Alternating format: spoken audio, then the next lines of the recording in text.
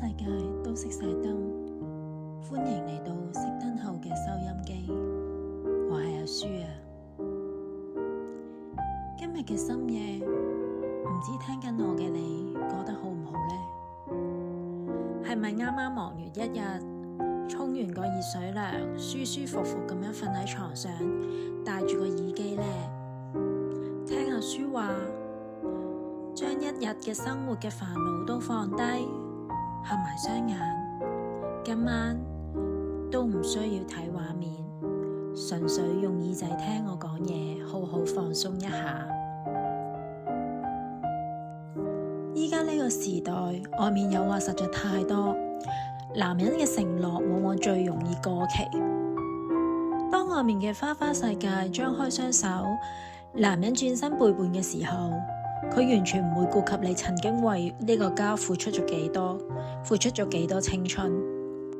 所以大聲同而家聽緊收音機覺得迷茫你講一聲，傻㗎，靠男人不如靠自己。手心向上求人，永遠不如手心向下靠自己賺錢。女人行到中年，你最不可缺嘅，從來唔係一段名存實亡嘅婚姻，而係你自己賺錢嘅能力同埋銀行戶口裏嘅數字。有錢，在面對誘惑同埋背叛嘅時候，你先有底氣咁樣轉身，慢走唔送啦。唔需要去委屈自己去迎合。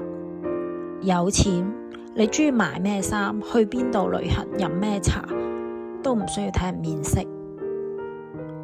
失去咗一個自私嘅男人，你無論到任何嘢，因為你銀行戶口裏嘅底氣，會陪住你同小朋友活出最漂亮、最高級嘅下半場。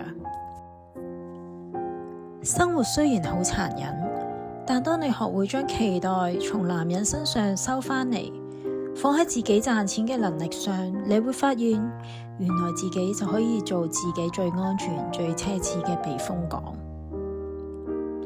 好啦，今晚熄燈後嘅收音機又嚟到尾聲啦，多謝你啊！喺呢個寂寞城市裏，願意聽阿舒講心事。